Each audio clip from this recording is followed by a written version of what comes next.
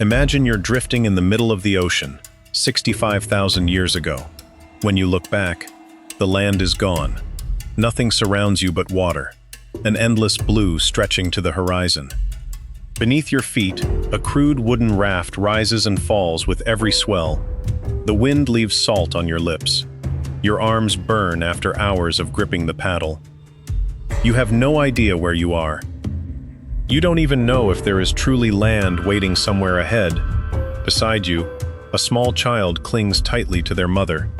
An elder carefully cradles a bundle of glowing embers wrapped in damp bark. If that fire dies, the group may lose the most valuable thing they brought with them.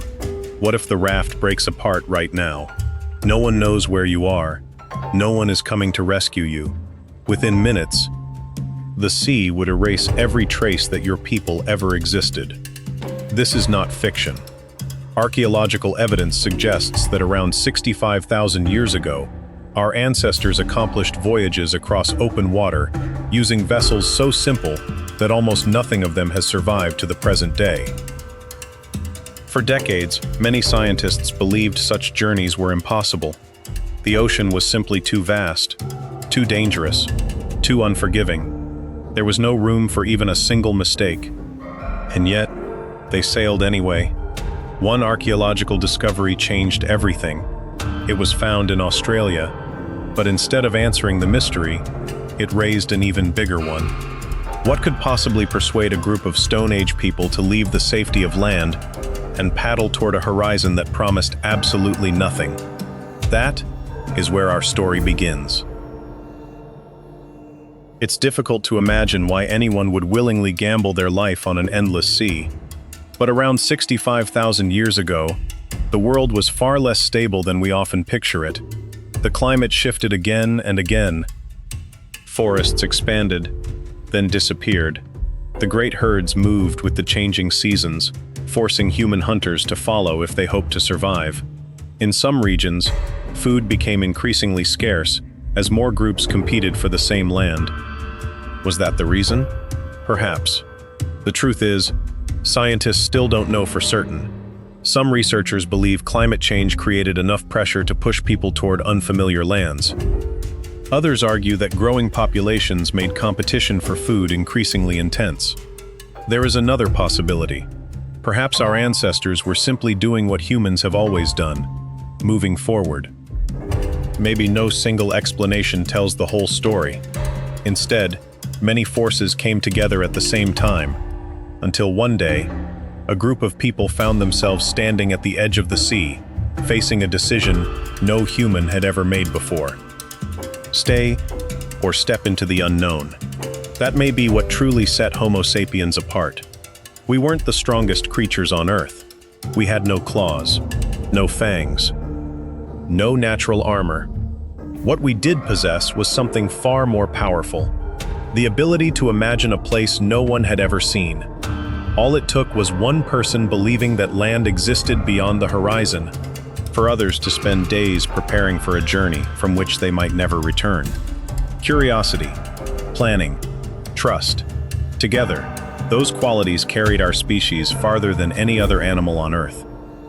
But even after finding a reason to leave, one nearly impossible challenge still remained. How do you stay afloat when all you have is stone, wood, and vines? That is where the real journey begins. The greatest challenge wasn't crossing the ocean. It was staying afloat in the first place. Look around you. There is no metal, no rope, no sails, no shipbuilder waiting on the shore. Nature has given you only three things: wood, stone, and climbing vines. That's all you have. The first raft was almost certainly far from perfect. Logs that were too small couldn't support the weight of an entire family. Logs that were too large were nearly impossible to drag into the water. Tie them too loosely, and the first strong wave could tear the entire raft apart. Every failure meant starting again. No one knows how many attempts our ancestors made, how many rafts sank before they ever left the shore, or how many people lost their lives learning what worked, and what didn't. But if they had never succeeded, none of us would be living on the lands beyond those seas today. Even now, scientists cannot say with certainty what those first vessels actually looked like. Some believe they were nothing more than bundles of logs lashed together with tough vines. Others suggest early humans had already learned how to hollow out tree trunks, creating simple dugout canoes. Whatever the design, it didn't need to be fast. It didn't need to be beautiful. It only needed to float. But staying afloat was only the beginning. A journey lasting days, perhaps even weeks, demanded far more than a raft alone. Fresh water had to be carried, food had to be carefully prepared, and above all else, fire. For prehistoric people, fire meant far more than warmth or cooked meals. It was light in the darkness, protection against predators, a way to dry wet clothing, a source of comfort after a freezing night, and perhaps most importantly, the ability to begin life again after reaching an unfamiliar shore. Some researchers believe our ancestors may have carried slow-burning embers wrapped in damp bark or other insulating materials, allowing the fire to survive throughout the journey.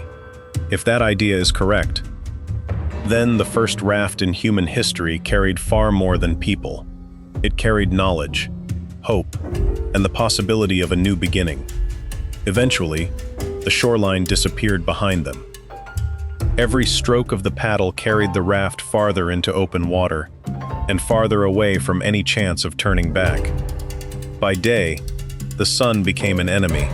There were no trees to hide beneath, no shade, no shelter. The glare reflecting off the waves burned your eyes. Salt dried across your skin. Your lips cracked as fresh water grew more precious with every passing hour. Surrounded by an endless ocean, you could see water everywhere, yet not a single drop could quench your thirst. Your throat burns. Your lips split from the heat. Each person takes only a tiny sip before passing the remaining water to someone else. Drink too much today, and the journey may end long before land comes into view. Drink too little, and your body slowly begins to fail. Night was even more terrifying. Darkness swallowed the horizon. The tiny raft became nothing more than a speck of wood drifting across an endless black sea. You could no longer see beneath the surface, but that didn't mean nothing was there. The tropical waters of Southeast Asia were already home to sharks, saltwater crocodiles, and countless other marine predators. We don't know how often our ancestors encountered them, but one thing is almost certain. Falling into the water dramatically reduced your chances of survival. Then, the sky began to change. Dark clouds gathered overhead. The wind shifted. The once gentle sea rose into towering walls of water. The raft climbed one wave, only to plunge into the valley behind it. The vines stretched to their limit.